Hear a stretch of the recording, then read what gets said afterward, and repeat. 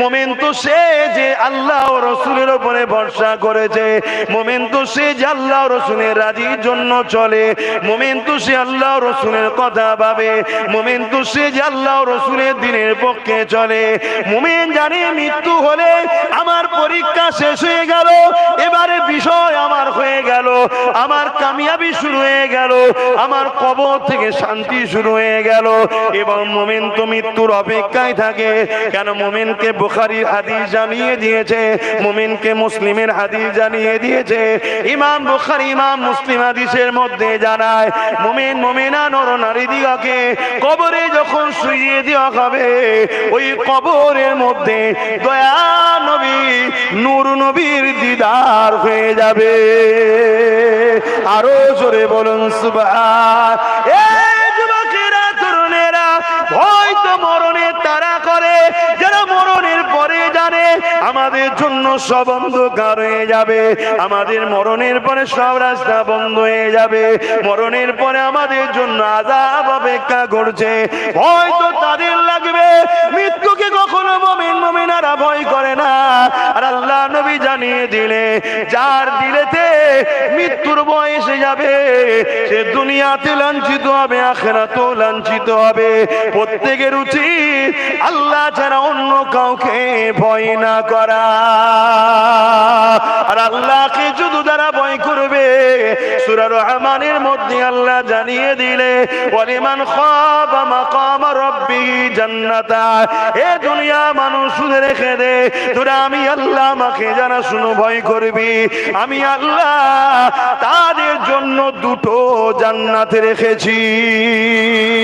এ যুবকেরা তরুণীরা বাবেরা, এই বদরের জমিনেতে আল্লাহ নবী 313 জনকে নিয়ে মীমাংসার জন্য গেল, কিন্তু আবু জেহেল এই সুযোগটাকে বুঝে এমন দুটো কথা সামনে রাখলো, এই দুটো কথাই মেনে নিবার নয়। নাম্বার 1 হলো, তুমি যদি অন্যামার দিকে চলে আসো, অর্থাৎ আমরা যে নকল খোদার উপাসনা করি, ওই নকল খোদার উপাসনা করো।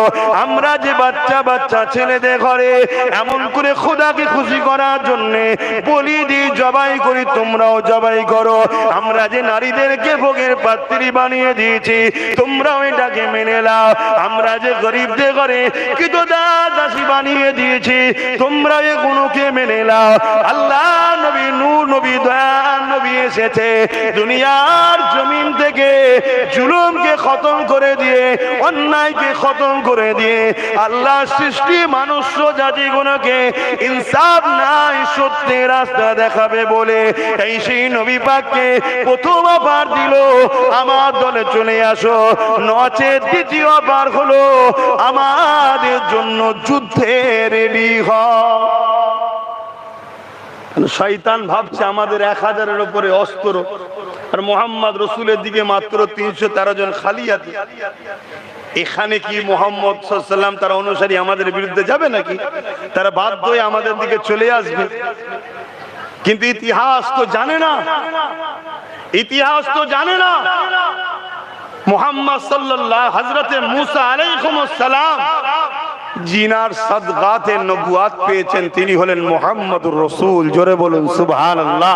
জিনার ঝুলি থেকে নবুয়াত পেয়েছে সেই মুসা আলাইহিস সালাম একা, তিনার ভাই হারুন আলাইহিস সালামকে সাথে করে নিয়ে জালিম ফেরাউনের দরবারে গিয়ে হক কথা বলেছে। জালিম ফেরাউন অনেক রুকার চেষ্টা করেছিল, মুসা নবীকে রুখতে পেরেছে বাপ? জোরে বলেন।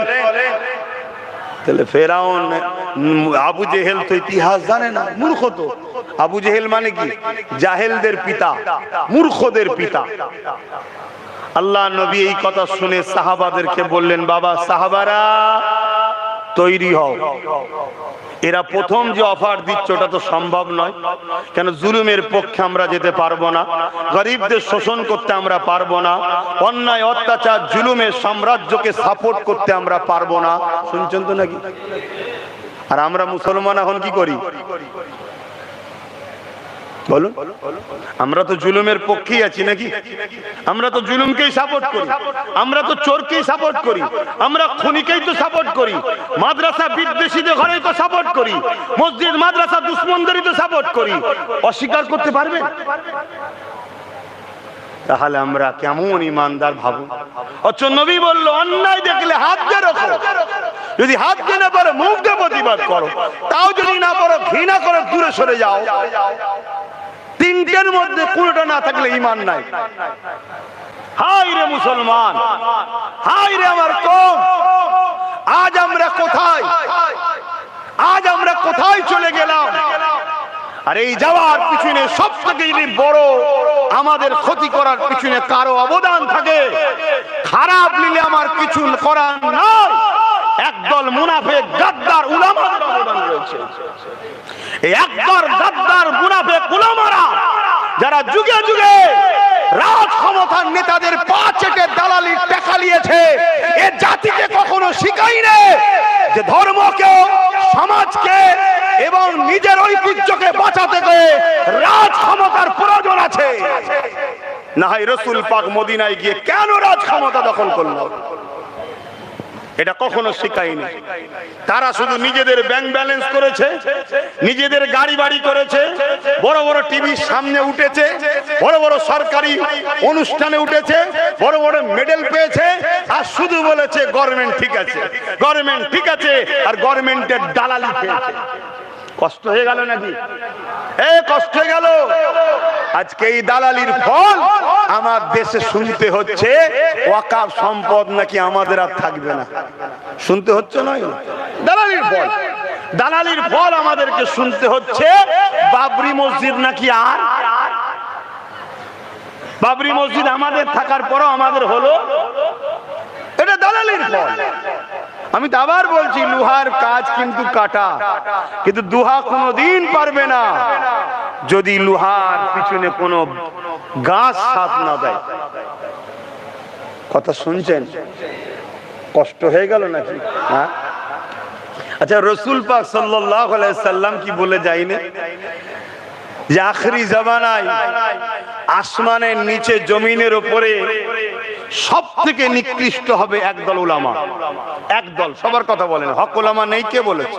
হাজার হাজার লাখ লাখ হক উলামা আছে, কিন্তু একদল উলামা আসমানের নিচে জমিনের উপরে সব থেকে নিকৃষ্ট হবে। যারা ইলম শিক্ষা অর্জন করবে, কোরআন শিখবে, হাদিস শিখবে, সব পাবে, কিন্তু এই জাতিকে গাদ্দারি করে তারা তাগুদি শক্তির দলদাস হবে। একটা নমুনা বলবো, সবাই বলেন না, এই হতভাগা আকবরের নাম শুনেছেন? মুগলে আজম ছিল না, ভারতের সুলতান রাজা ছিল তো নাকি? হতভাগা আকবর জাহান্নামী, জানেন তো নাকি? কোরআনের বিরুদ্ধে একটা কিতাব লিখেছিল, দ্বীনে ইলাহি। কি কিতাবটার নাম? আচ্ছা, দ্বীনে ইলাহিটা লিখে দিয়েছিল কারা? প্যান্ট শার্ট পরা, দাড়ি চাঁদা ডাক্তার, উকিল, জজেরা। কথা বলে আকবর তৎকালীন সময় স্বর্ণ মুদ্রা দিয়ে, নারী দিয়ে, টাকা দিয়ে তৎকালীন সময় নাম করা দামি দামি আলেম উলামাকে কিনেছিল। শুনছেন? সেই টাকা দিয়ে কিনে তারা দ্বীনে ইলাহি লিখলো। দ্বীনে ইলাহি লিখে লাল কাপড়ে জড়িয়ে বিশাল বড় একটা গাছের ডগলায় ঝুলিয়ে দিল। পরের দিন আকবর রাজপ্রাসাদে ঘুমোচ্ছে, লোক যাতায়াত করছে, হঠাৎ করে লাল কাপড়ে নজর বেশি পড়ে, দেখবে আরে কি ওটা? দোকান চারকার হতে করতে রাজার কাছে খবর গেল। রাজা মানে তো তৎকালীন সময় রাজা মানে এক না একতন্ত্র, জুলুম করতো তো সব। রাজা মানে জুলুম। রাস্তায় যে কারো সুন্দরী বেটি দেখলো, কার বেটি অমুক পাঠিয়ে দেবে, আর কিছু করার নেই। ওই সিস্টেম আমার ভারতে আনতে চলেছে, ওই সিস্টেম আমার ভারতে শুরু হচ্ছে। এই ভারতের মুসলমান, আদিবাসী, দলিত, এসসি, এসটি কেউ নিরাপদে না, কিন্তু দুঃখের বিষয় মুসলমানের সঙ্গে লাগিয়ে দিয়েছে। দেখো, ওই গরিব অসহায় অন্য ধর্মের মানুষগুলো লাগিয়ে দিয়েছে, তারাও কিন্তু বিপদে। আমরা আছি বলে তাদের সম্মান আছে, আমরা চলে গেলে তারা অচ্ছুত হয়ে যাবে। অচ্ছুত পর্যন্ত নাকি আগে ছিল তো, এসব সিন চলবে। গরিব হওয়ার জন্য বেটির বুকে কাপড় রাখতে পারবে না, গরিব হওয়ার জন্য ধর্মের স্থানে যেতে পারবে না, এসব সিস্টেম চালু করতে চাইছে। আর এগুলোকে মিটিয়ে গরিবে নওয়াজ হিন্দুস্তানের বুকে মানুষকে ইনসাফ দিয়েছিল। জোরে বলুন সুবহানাল্লাহ। তাই হিন্দুস্তানের বাদশার মাজারকেও টার্গেট করছে। আমি জানি এরা পারবে না, কিন্তু আমাদের ক্ষতি হবে। কেন? আমরা সেই উপযুক্ত তো নয়। তো যাক, আমি ফিরে আসছি। আকবর কি করেছিল? এবারে খবর চলে গেল রাজার কাছে, লোকের ভিড় হয়েছে। রাজা ঘোড়ার গাড়িতে এসে বললো নাবাও। নাবিয়ে দেখলো এই উলামাদের মধ্যে বলতে শুরু করলো, জাহাপানা, কাল রাত্রিরে আমরা খব দেখেছি আপনার উপরে একটা কিতাব আসছে, এটা হলো সেই কিতাব দ্বীন ইলাহি। আপনি হলেন এই দেশের বাদশাহ সুলতান, আপনার উপরে নতুন একটা দিন এসেছে, আপনি সেই কিতাব হলো এটা। শুনছেন না শোনেন না? আম সাধারণ মানুষ কি বলবে? আরে আলেম উলামারা বলছে, মুফতিরা বলছে, মাওলানারা বলছে। কিন্তু আম উলামাদের আম মানুষের মধ্যে কিছু হকবাদী থাকে, হ্যাঁ এটা হতে পারে না, কোরআন হলো আখিরি কিতাব, মুহাম্মদ সাল্লাল্লাহু আলাইহি আখিরি রাসূল, নবীদের উপরে কিতাব আছে, এ হবে না। আকবর সঙ্গে সঙ্গে সৈন্য দিয়ে বন্দী করলো, জেল দিল, পিটলো, মারলো, ধরলো। মানুষ ভয় চুপ করে গেল। যেসব আলেমরা হক কথা বলবে তারাও ভয় চুপ। আমাদের সমাজে লাখ লাখ আলেম আছে যাদের মন চাইছে বলবো, কিন্তু তারা জাতির সাপোর্ট পাচ্ছে না, জাতির সাপোর্ট পাচ্ছে না। এ আমার জাতি, তোমার মসজিদের ইমামকে সাপোর্ট করো, তোমার এলাকার আলেমকে সাপোর্ট করো। তোমার এলাকার মসজিদের ইমাম, তোমার মসজিদের আলেম, সে বলতে চাইছে, কিন্তু তোমরা যদি সাপোর্ট না করো, সে আজ মুখ খুললেই তোমার মসজিদের কমিটির মধ্যে একটা দুটো গাদ্দার মুসলমান আছে, তারা বলবে বেরিয়ে যাও, হক কথা বলা যাবে না। শুনছেন না শোনেন না? অসুবিধা হচ্ছে নাকি? অজে যে কি বিপদ হয়ে গেল, কোন হুজুর লিয়ে লি রে বাবা, কমিটি অসুবিধা হচ্ছে। ইসলাম কাকে বলে আমি তো বুঝতেই পারছি না। আপনি এত টাকা খরচ করে কি করতে চেয়েছেন? ইসলাম শুনতে তো, ইসলাম তো এটাই, অন্যায়কে মিটে নাই জ্বালাও। আল্লাহর ঘর মসজিদ, সেই মসজিদ থাকবে ইমানদার আলেমের হাতে, নামাজির হাতে, মুত্তাকির হাতে, পরেজগারের হাতে, যার কাছে কোন হুকুমাত আগে নয়, আল্লাহর ঘর আগে। কেউ যদি আইন তৈরি করে মসজিদ মিটাতে চায়, সেই হুকুমাত কেউ যেমন ধিক্কার জানাবে। কেউ যদি বলে ওই মসজিদের হয়ে কথা বলা যাবে না, তাকেও ধিক্কার জানাবে। এই রকম লোকের উচিত মসজিদের দায়িত্বে থাকা। আর কোন গ্রামে যদি এই রকম না থেকে দুগলা মার্কা মুসলমান মসজিদের দায়িত্বে থাকে, ওই গ্রামের সমস্ত মুসলমানের উপরে আগামী দিন আল্লাহর পক্ষ থেকে আযাব আসবে। শুনছেন কি বলছি? অন্যায় করলে শুধু শাস্তি হয়, ইসলামে এমনটা নয়। ইসলামে দুই শ্রেণীর শাস্তি হবে। অন্যায়কারীর যেমন শাস্তি হবে, অন্যায় দেখে যে চুপ থাকবে তারও শাস্তি হবে। তাহলে আমি আব্বাস সিদ্দিকী, আমার মসজিদ অপমান হচ্ছে, আমার মাদ্রাসা অপমান হচ্ছে, আমার হজ অপমান হচ্ছে, আমার হজকে নিয়ে দুর্নীতি হচ্ছে, আমার হজের টাকা ঝাড়া হচ্ছে, আমার গরিব হাজিরা একটু হজ করতে যাবে, এত টাকার রেট বাড়াচ্ছে, সব ছেড়ে খাচ্ছে, এর বিরুদ্ধে যদি না বলা হয়, এই অন্যায়ের বিরুদ্ধে না কথা বলা হয়, আল্লাহ তো আমাকেও শাস্তি দেবে। এখন তোমায় খুশি করতে গিয়ে তো আমি জাহান্নামে যেতে পারবো না, তাহলে বলতে হবে না? হবে না? কিন্তু সবাই বলছেন না তো, বলা দরকার আছে না? না, কারা বলছেন বলা দরকার আছে? কম শুনে আল্লাহকে সাক্ষীটা দেন, হক কথা বলা দরকার আছে না? না, হাত লম্বা করুন। ভয় খেয়ে হাত তুলছেন, ভয় খেয়ে। আমাদের জন্য আমাদের দিনের ক্ষতি হচ্ছে। আমি আবার বলছি, লোহার কাজ হলো কাটা, কিন্তু কাটতে কোনোদিন আবু জেল পারবে না, উদবা পাইবে না, সাইবা পারবে না, যদি আমাদের গাদ্দাররা না সাথ দেয়। আসেন আমার নবী পাকের কথায় ফিরে যান। আল্লাহ নবী সাহাবাদিওকে বললেন, বাবারা তৈরি হও।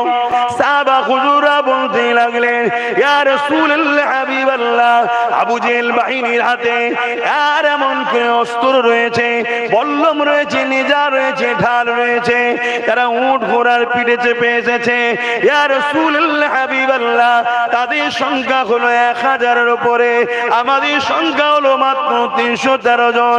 আমাদের হাতে লড়াই করার কোনো অস্ত্র নাই। ইয়া রাসূলুল্লাহ, হাবিবাল্লাহ, কি করে আমরা লড়াই করব? আল্লাহ নবী বললেন, এ বাবা সাহাবারা, আমাদের জন্য আল্লাহ পাকই যথেষ্ট।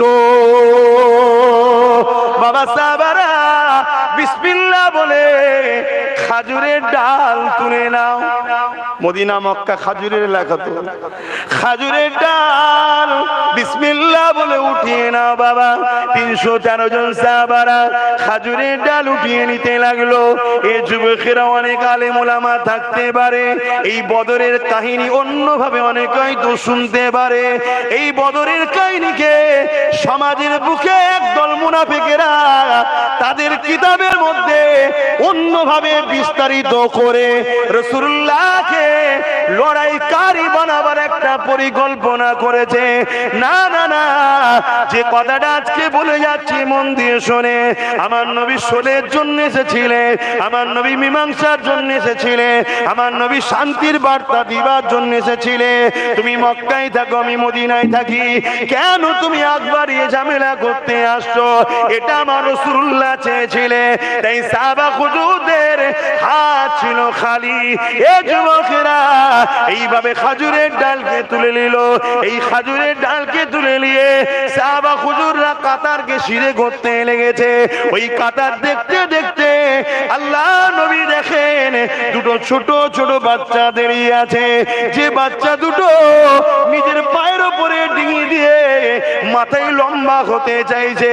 কেন রাসূলুল্লাহ বলেছেন, লড়াইয়ের ময়দানে বীর পুরুষদের যেতে হবে না, লড়াইয়ের ময়দানে বাচ্চাদের যেতে হবে না, লড়াইয়ের ময়দানে নারীদের যেতে হবে না।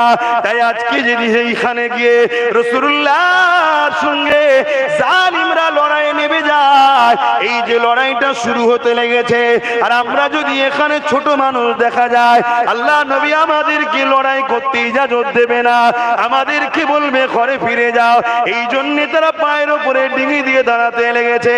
আল্লাহ নবী দেখতে পেয়ে গেল, তাদেরকে দেখতে পেয়ে গিয়ে বলল, বাবারা, এই ময়দানে তোমাদের থাকতে হবে না। যেটা ভাবছিল তারা, রাসূল সেটাই বললেন, এই মাহফিলে তোমাদের ময়দানে থাকতে হবে না, তোমরা ঘরে যাও, চলে যাও। বাবা, জালিমরা বহুত জুলুম করবে, তোমরা বাচ্চা বাচ্চা ছেলে ঘরে যাও। বাচ্চা দুটো কাঁদছে, বলছে, হুজুর আমাদেরকে থাকতে দিতে হবে। অনেক বড় কথা, কাঁদাকাটি শুরু করেছে, অনেক বড় কথা, সব বলতে গেলে সময় চলে যাবে। আল্লাহর নবী বলেন, ঠিক আছে, দু ভাইয়ের মধ্যে যে বড় মাথায় লম্বা ওটা থাকুক, ছোটটা তুমি চলে যাও।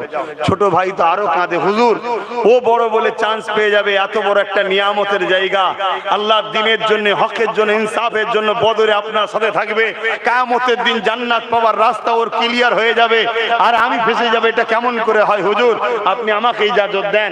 আল্লাহর নবী তাকে বুঝাচ্ছেন, হঠাৎ করে তার মাথায় আল্লাহ বুদ্ধি দিলেন।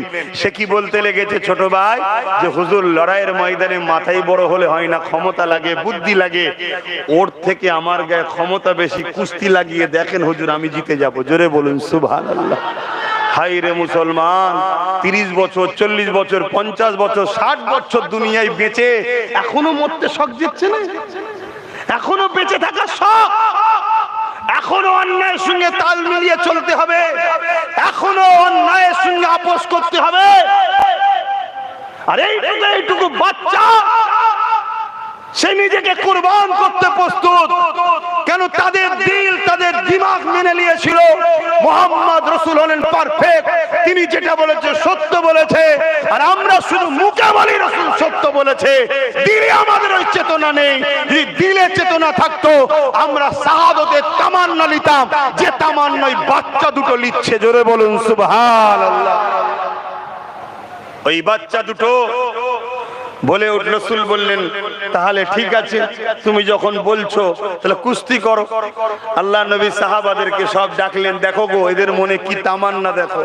কুস্তি লড়ার আগে ছোট ভাই হুজুরকে বলছেন, হুজুর একটু যদি ইজাজত দেন, বড় ভাইয়ের সঙ্গে একটা কথা বলে নি। আল্লাহ নবী তো সবই বুঝতে পারছেন, মুচকি হাসলেন, যাও।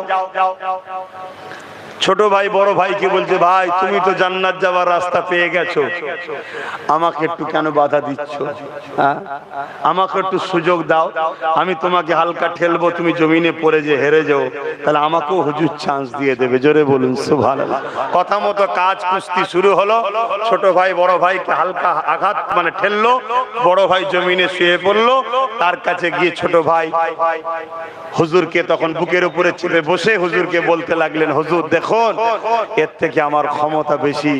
আল্লাহর নবী বললেন, তোমাদের এই চেষ্টা দেখে, তোমাদের এই তামান্না দেখে আমি রাসূল খুশি হলাম বলে হাত তুললেন। আল্লাহ এই দুটো বাচ্চা যেন বদরের শহীদ না হয়। জোরে বলুন সুবহানাল্লাহ।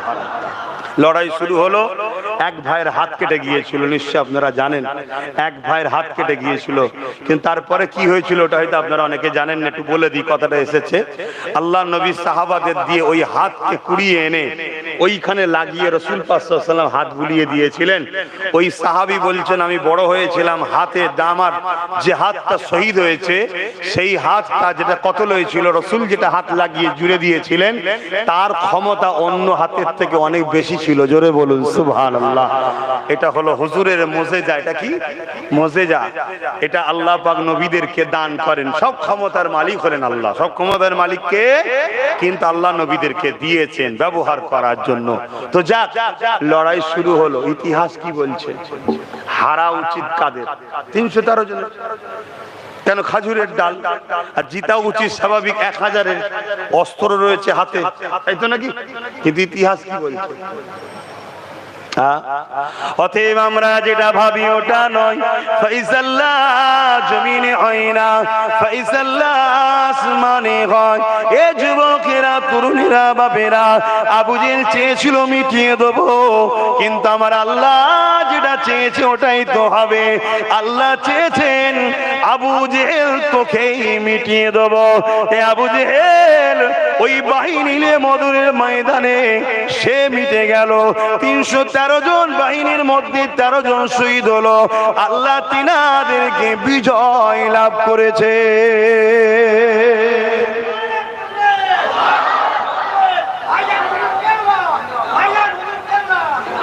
যুগে যুগে এইভাবে জুলুম হয়েছে বাপ, যুগে যুগে। কিন্তু মনে রাখবেন, ইসলামকে কেউ মিটাতে পারে না। যারা মিটাতে গেছে আল্লাহ তাদের সঙ্গে দুই ধরনের ব্যবহার করেছে। প্রথম বললাম, হয় আল্লাহ তাকে মিটিয়ে দিয়েছে, আর নচেৎ আল্লাহ তাদেরকে এই দিনের খাদেম বানিয়ে দিয়েছে। জোরে বলুন সুবহানাল্লাহ। যেমন আমেরিকার ডব্লিউ বুশ, সে চেয়েছিল আমেরিকাতে ইসলামকে রাখবো না, হাজার হাজার ঘরকে উজাড় করেছে, হাজার হাজার মুসলমানদের উপরে জুলুম করেছে, খুন করেছে, হত্যা করেছে।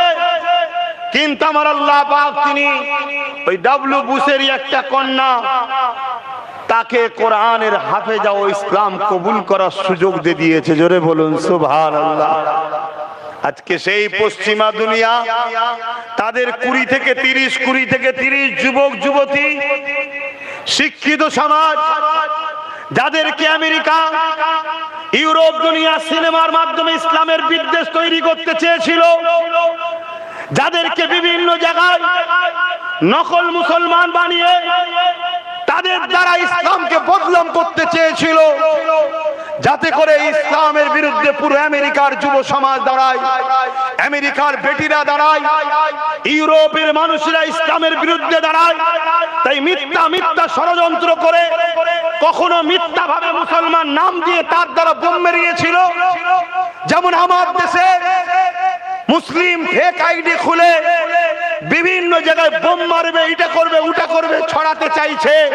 কিন্তু ধরা যখন পড়ছে দেখা যাচ্ছে মুসলমান না, অমুসলিম তারা।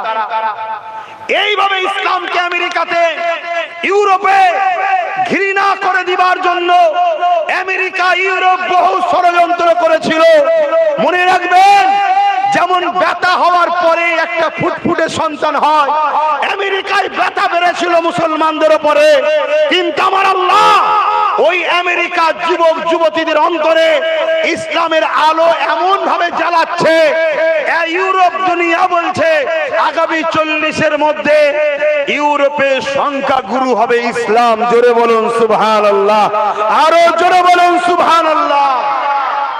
তাদের পেটে বিদ্যা রয়েছে, তারা রিসার্চ করছে মোহাম্মদ রসুলকে নিয়ে এত সমালোচনা কেন, কোরআনকে নিয়ে এত সমালোচনা কেন, দিনকে নিয়ে এত সমালোচনা কেন, ইসলামকে নিয়ে এত সমালোচনা কেন, কেন দাড়ি টুপি নিয়ে এত সমালোচনা।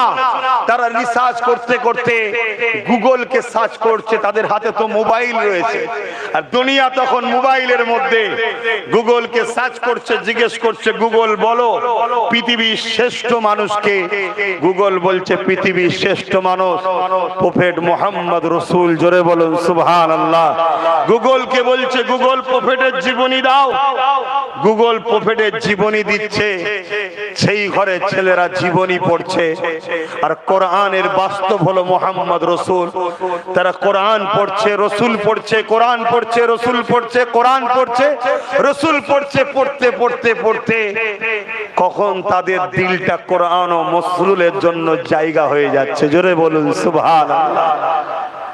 এই ভয়ে আজ আমেরিকা আজকে ভীত সন্ত্রস্ত, ঠিক তেমনি বিশ্ব জুড়ে ইসলাম না বিস্তার হয়ে যায়।